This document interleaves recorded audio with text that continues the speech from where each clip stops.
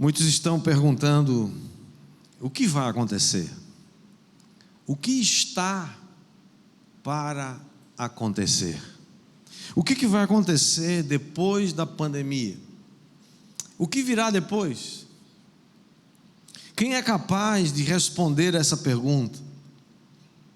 A resposta para essa pergunta é: o Rei está voltando. Diga comigo: o Rei está voltando. Diga mais uma vez: o Rei está voltando. Esse é o tema da nossa mensagem de hoje. Vamos ler. Diz assim a palavra de Deus, João 3: havia entre os fariseus um homem chamado Nicodemos, um dos principais dos judeus.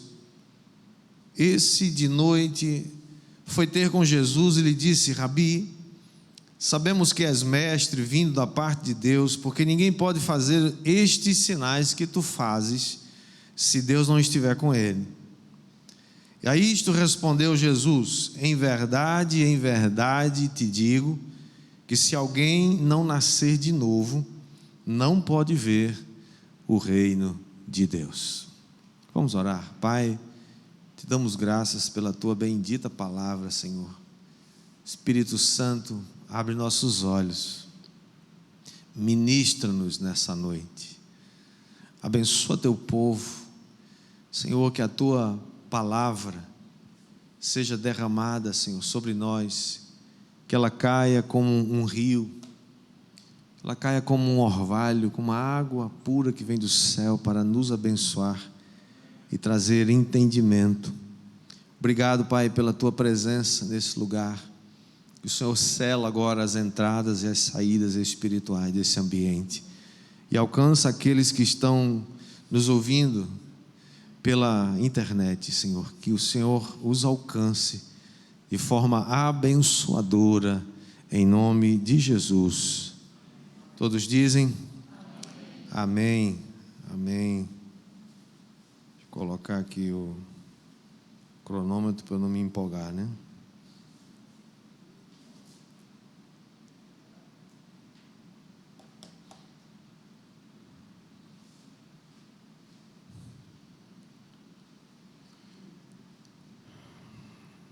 Esse é um texto, irmãos, muito conhecido, que conta a história de Nicodemos, né? Nicodemos era um escriba, era um homem importante, um fariseu da sua época, e foi ter com Jesus, porque alguma coisa atraiu Nicodemos para Jesus. E o que atraiu Nicodemos para Jesus?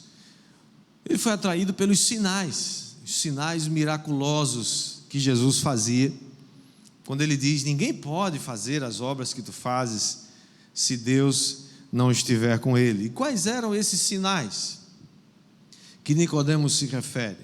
Eram os mesmos sinais que Jesus fazia, e quando João Batista manda perguntar a Jesus: és tu aquele que estava para vir ou devemos esperar outros? Jesus diz para aqueles discípulos enviados por João Batista, ele diz: os cegos veem, os coxos andam, os leprosos são purificados, os surdos ouvem, e os mortos são ressuscitados, e aos pobres está sendo pregado o Evangelho. Está lá em Mateus 11:5.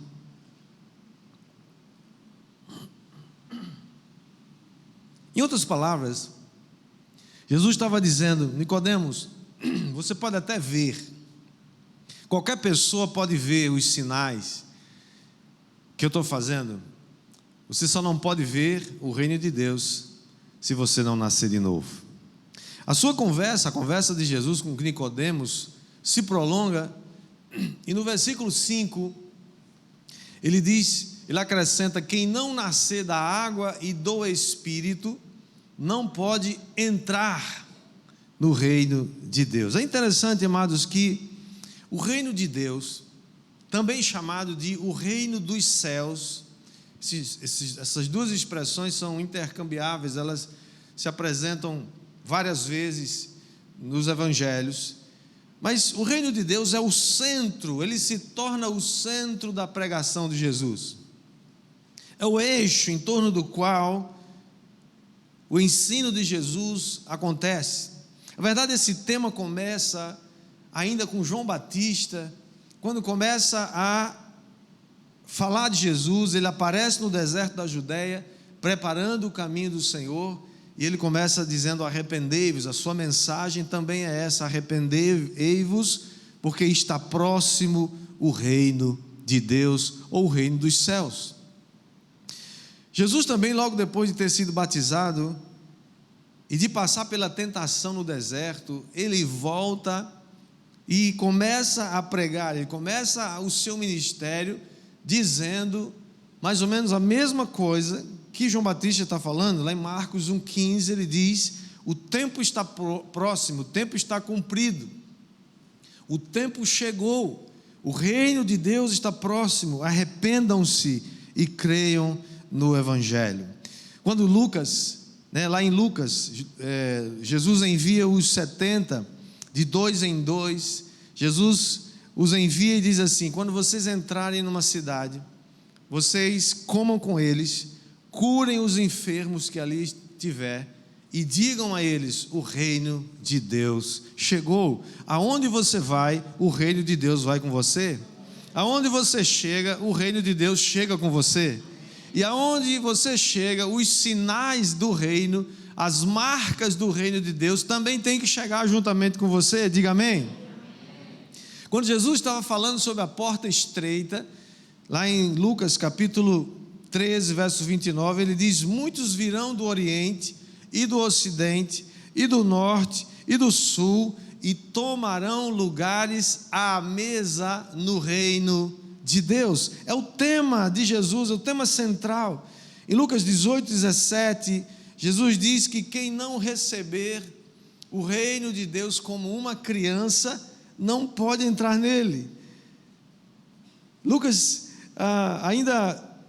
Mateus 10, 23, depois que Jesus fala com o jovem rico e vê-lo se afastar entristecido por causa da palavra que Jesus deu para ele, Jesus olha para os discípulos e diz assim: quão dificilmente entrarão no reino dos céus, ou no reino de Deus, os que têm riquezas. Jesus está falando do seu reino, Jesus está falando da cultura do seu reino, Jesus está falando das leis do seu reino, Jesus está falando daquilo que move o seu reino.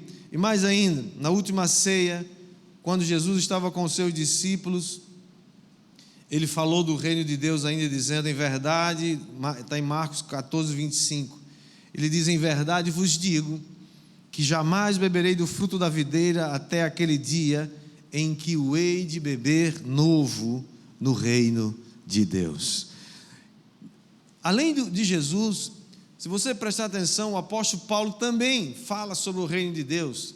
O centro da pregação do apóstolo Paulo também ele enfatiza o reino de Deus. Por exemplo, em Éfeso, ele diz que, está lá em Atos capítulo 19, verso 8, ele diz que Paulo frequentou aquela sinagoga durante 3 meses, e ali ele falava ousadamente, persuadindo todo o povo a respeito do reino de Deus.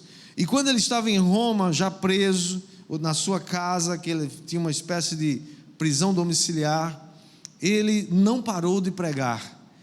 Ele não parou de pregar o reino de Deus, como está em Atos 28, 31, pregando o reino de Deus e com toda a intrepidez, sem impedimento algum, ensinava as coisas referentes ao Senhor Jesus Cristo. Irmãos, o reino de Deus deve ser a base da nossa pregação também hoje.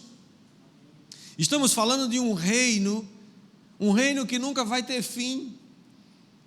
Você pode dizer amém? Amém. Nós precisamos dizer e pregar e anunciar que o reino de Deus chegou. Você dissesse um amém, me ajudava tanto. Amém. O reino de Deus já chegou.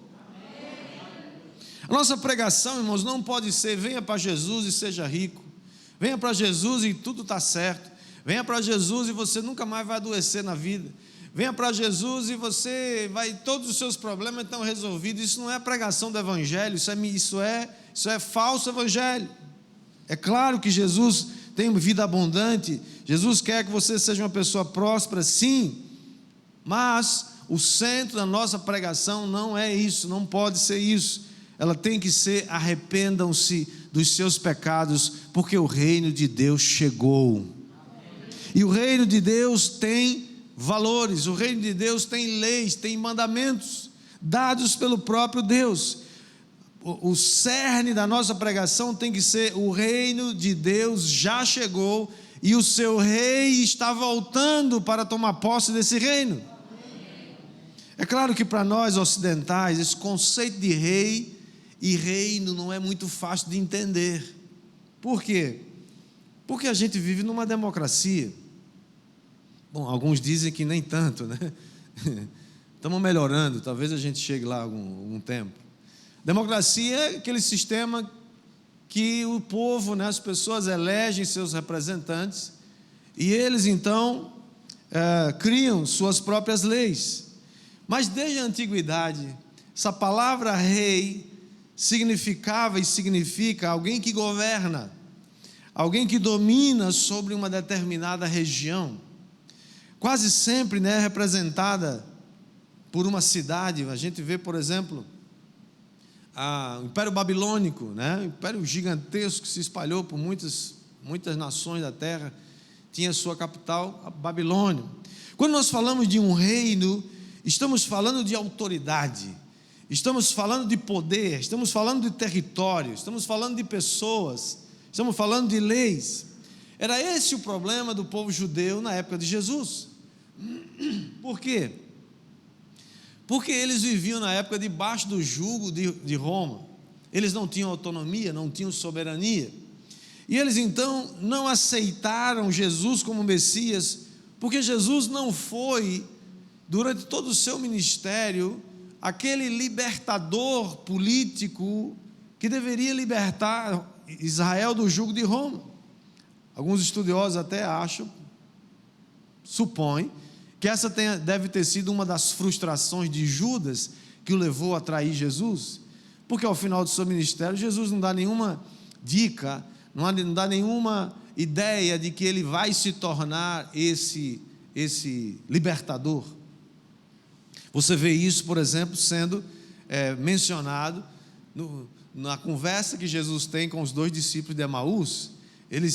Terceiro dia, Jesus já ressuscitado, os 2 discípulos estão entristecidos e diz para Jesus, sem saber que era Jesus: nós esperávamos que foi um profeta, que fez muitos milagres e que tinha bom testemunho, nós esperávamos que ele seria aquele que libertasse Israel do jugo, mas hoje já é o terceiro dia, ele morreu, foi crucificado, foi morto. Ou seja, o sonho acabou, porque nós esperávamos um rei, e não veio um rei, veio uma pessoa que foi morta, que Roma conseguiu matar. Mas Jesus diz para eles, interrogado pelos fariseus, Lucas 17, 20, sobre quando viria o reino de Deus, Jesus lhes respondeu assim: não vem o reino de Deus com visível aparência, e nem dirão ele aqui ou lá está, porque o reino de Deus está dentro de vós. O reino de Deus não se manifesta, irmãos, primeiro com poder, subjugando todos os reinos da terra. Isso vai acontecer um dia. Você perdeu uma oportunidade de dizer amém. Isso vai acontecer um dia. Isso vai acontecer um dia. Se você crê, você dá um amém, porque você vai estar lá. Você pretende estar nesse dia. Quando isso acontecer, eu pretendo estar lá nesse dia. Quando isso vai se consumar. Porque o reino de Deus começa dentro de você. É a semente do evangelho que está lá no seu coração. É isso que aconteceu naquela época de Jesus. Jesus, né, não era a hora dele mexer com isso. Jesus está agora já perto. Falta poucos segundos dele ser elevado aos céus, como ele foi subindo lentamente, né, sendo elevado para os céus. Poucos minutos antes, talvez, os discípulos perguntam para Jesus, né, Jesus falando que ele vai voltar, que vai dar, fica em Jerusalém, vai ter uma promessa, e eles estão assim: Senhor, Senhor, será esse o tempo em que tu vais restaurar o reino a Israel? A cabeça daqueles discípulos só tinha resposta política. Não é que Deus não se importa com a política. Naquela hora, naquele momento, na economia de Deus, o reino de Deus estava sendo gerado nos corações, e assim ele tem sido gerado desde aquela época, nos corações da sua igreja, e um dia, isso sim vai se manifestar politicamente. Um dia, Jesus vai reinar para sempre nessa terra, diga amém. Então qual é a necessidade do reino? Alguns discípulos devem ter ficado desapontados. Peraí Jesus, a gente, faz quantos anos, quantos séculos que a gente está aqui, debaixo desse jugo, não é justo, o Senhor tem que nos libertar disso. Talvez eles pensaram assim. Então qual é a necessidade do reino de Deus? Na verdade, o que está escrito em Isaías capítulo 24, verso 5 diz: a terra está contaminada por causa dos seus moradores, porquanto tem transgredido as leis, mudado os estatutos e quebrado a aliança eterna. Essa é a condição do mundo, irmãos, naquela época e hoje também. Os homens têm, dia após dia, transgredido as leis de Deus, mudado os estatutos. É gente que diz que não se sente homem e quer ser mulher. É gente que diz não é homem, mas é mulher, mas se sente homem.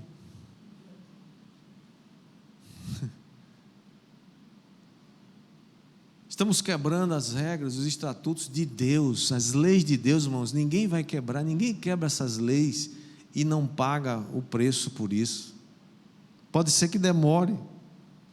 O que nós vemos é que os reinos desse mundo fracassaram absolutamente.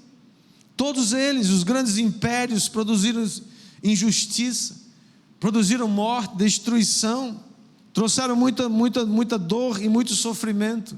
É aquilo que a visão de Daniel, aliás, o sonho, de Nabucodonosor, que Daniel interpreta. Você já leu essa história, está lá em Daniel capítulo 2. Nabucodonosor, rei de Babilônia, tem um sonho profético, e ele não sabe a interpretação. E Daniel, sendo um dos judeus que estão em Babilônia, exilado, mas alguém que vivia na corte do rei, é chamado para interpretar aquele sonho. E o sonho de Babilônia, de Nabucodonosor, era que ele via uma estátua gigantesca, muito grande, imensa, de um grande esplendor, e havia alguns detalhes dessa imagem gigante. A cabeça dela era de ouro puro, o peito e os braços eram de prata, o ventre e o quadril, dessa parte do quadril era de bronze, as pernas eram de ferro, e os pés eram em parte de ferro e em parte de barro. Daniel interpreta esse sonho, porque todas essas partes representam todos os impérios do mundo, desde 2.500 anos atrás. A cabeça de ouro era o Império Babilônico, o peito de prata e os braços, o Império Medo-Persa, que sucedeu o Babilônico. Depois, o quadril de bronze representava o Império Grego de Alexandre Magno, de Alexandre o Grande. E depois, os pés, aliás, as pernas de ferro representam o Império Romano, que se espalhou e dominou o mundo por quase 500 anos. E depois os pés, em parte de barro, em parte de ferro.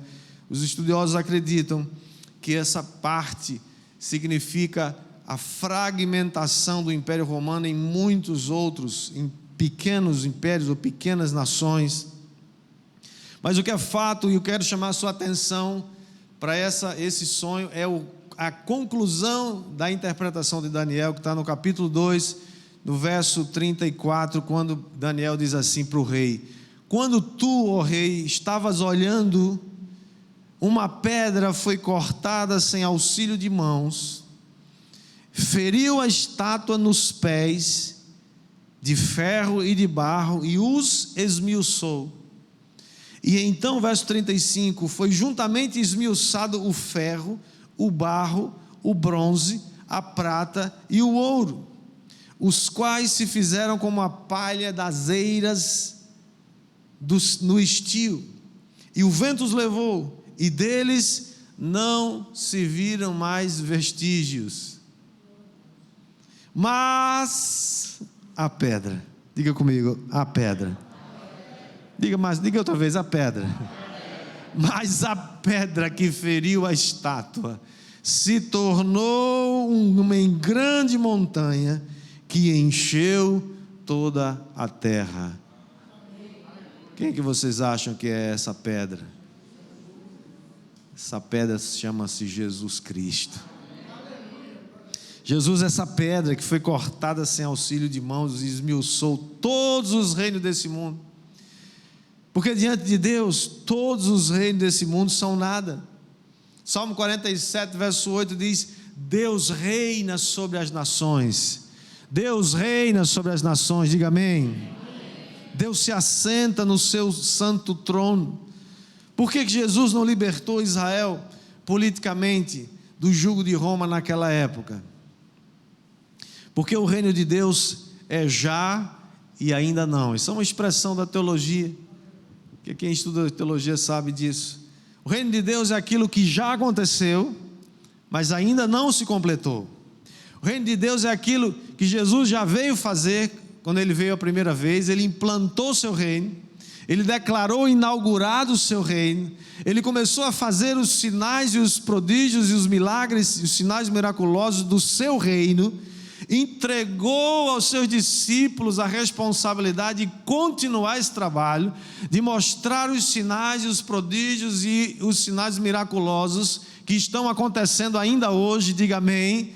Você é um agente desses sinais hoje, mas ele ainda não está definitivamente estabelecido. Por quê?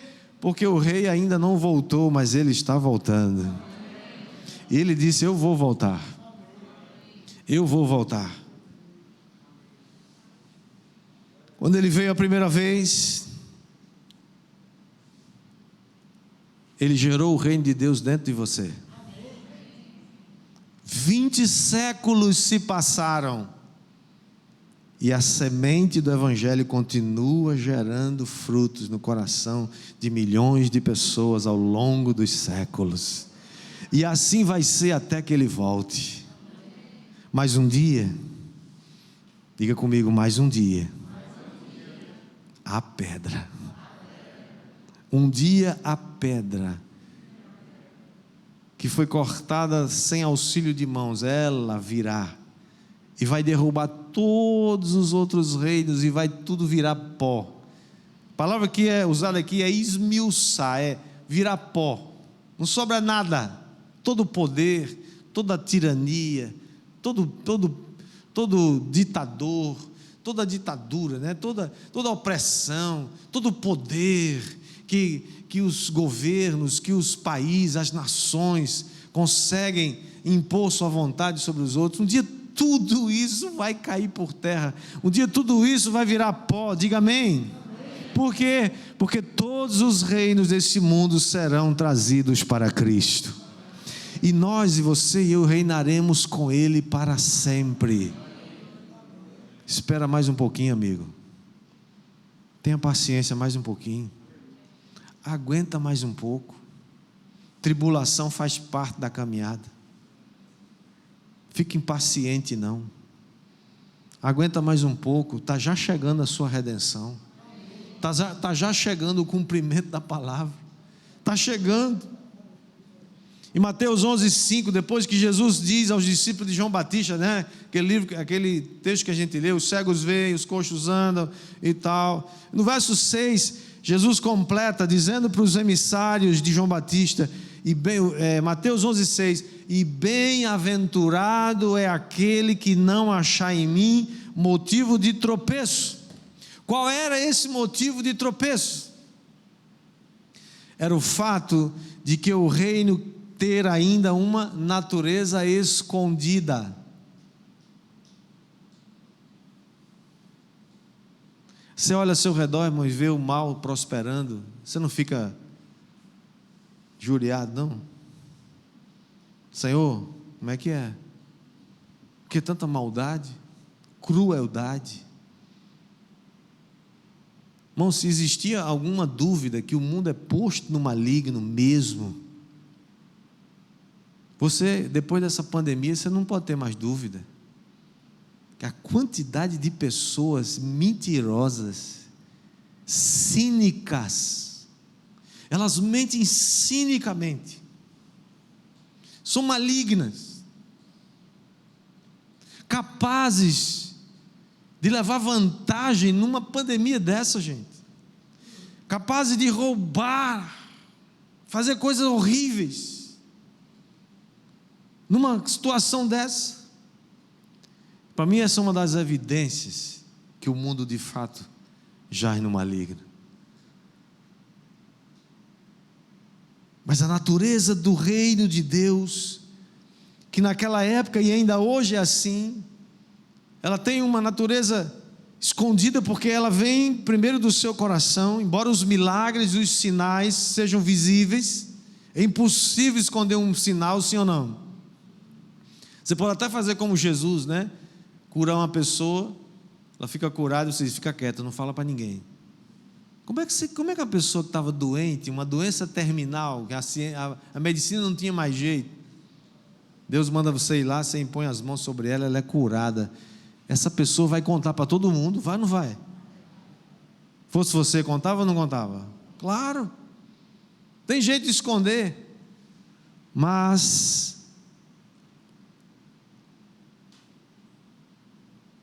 o Evangelho do Reino de Deus continua a se revelar como uma semente que está ainda sendo semeada. Não pare de semear o Reino de Deus. Não pare de semear essa bendita semente, porque ela vai dar frutos. Há muita semente do reino aí frutificando que a gente nem sabe. Porque o reino de Deus não precisa de estar dando notícia. O reino de Deus não precisa estar indo para as TVs e fazer entrevista para dizer o que você está fazendo. O reino de Deus está se implantando na terra inteira. Tem lugares que os governos acham que lá não tem ninguém de Jesus, e está assim de gente de Jesus escondida, porque o reino de Deus não para. Aquele povo de Israel, os povos daquela época, né, não aceitaram o rei Jesus. Por quê? Porque um rei que nasceu numa manjedoura e não num palácio, que rei é esse? Um rei que dizia para as pessoas: as raposas têm seus covis, as aves dos céus têm seus ninhos, mas o filho do homem não tem onde reclinar a cabeça. Que rei é esse? Eles não quiseram esse rei. Hoje, como naquela época, ou nós aceitamos o reino, ou nós rejeitamos o reino. Ainda está na nossa mão hoje o direito ou a escolha.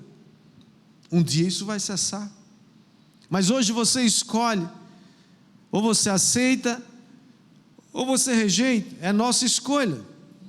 Mas está chegando um dia, e que eu creio que não vai demorar. Quem vai dizer amém aí? Amém. Em que o rei virá outra vez, e dessa vez ele não virá mais como um bebê que nasceu numa manjedoura. Ele virá como um rei que vem para tomar posse do seu reino. O que está para acontecer? O que vem depois dessa pandemia? Muita coisa eu não sei, mas uma coisa eu sei: o rei está voltando. Não sei quantos se lembram aqui de uma música muito do meu tempo de infância. O rei está voltando. Quem lembra desse? Com certeza Edinaldo sabe, porque é do tempo dele. Está voltando. O rei está voltando. A trombeta está soando, o meu nome a chamar. O rei está voltando. O rei está voltando. Aleluia. Ele vem me buscar. Yes! Yes!